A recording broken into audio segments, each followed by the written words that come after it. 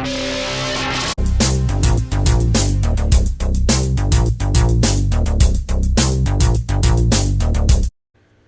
guys, welcome to another video. In this video, I'm going to be explaining why Jurassic World Fallen Kingdom is the best Jurassic World movie ever made, and not just Jurassic World, I mean like the Jurassic Park trilogy as well. And if there's one movie that stands out in the Jurassic World trilogy, at least, it has to be Fallen Kingdom, because instead of following the pattern of the Lost World, like the Lost World took, it took one of the first elements of Jurassic World, like one of the side elements that wasn't really focused on, the hybrids, and brought it into the spotlight. And in this way, Fallen Kingdom concluded one of the coolest sub-details that was never really capitalized on. It concluded it so it wouldn't drag on to Dominion. And yeah, so in this video, I'm going to show why Jurassic World Fallen Kingdom is the best Jurassic movie. And before I continue, if you play Minecraft Java or like fixing iPods, I suggest you check out my other vids, and please subscribe so I can keep doing this content. And on with the vid. And anyways, by focusing on the sub-elements of Jurassic World, they made a sequel that actually made sense, instead of making a pointless sequel that drags out a concept that could have ended with Jurassic World, such as is the case with The Lost World and Jurassic Park 3. Because since hybrids have never really been showcased before, this movie adds a significant expansion to the Jurassic Park/World universe. This aspect, however, is kind of overshadowed, I think, by its further overuse after Fallen Kingdom.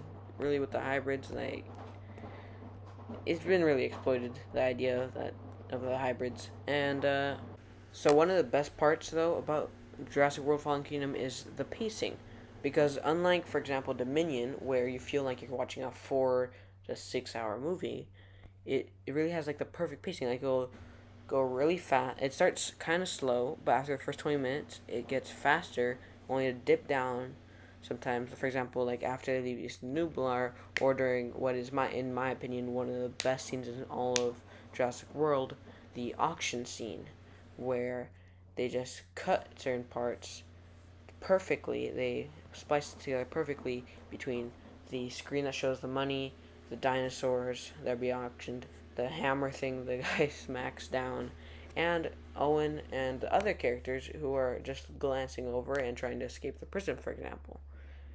And basically, I think that this movie, out of all of the other Jurassic movies, except for maybe The Lost World or Jurassic Park, the original Jurassic Park, this one has the best pacing. And it keeps you suspended, because I have to admit, this one has the best soundtrack out of them all, out of all of them.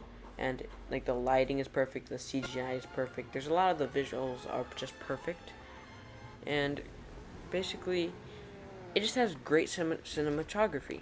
But then again, when the final act begins to come into place with what was already a very, very good soundtrack, it can create some of the best ominous jump scares and scenes in any Jurassic movie, almost as good as like the opening that I just showed right there with the Mosasaur, which I also regard as one of the best scenes in all of Jurassic World and Jurassic Park. And I think it beats the original intro, actually, for the original Jurassic Park. I think it's somewhere along those lines. They tie a little bit.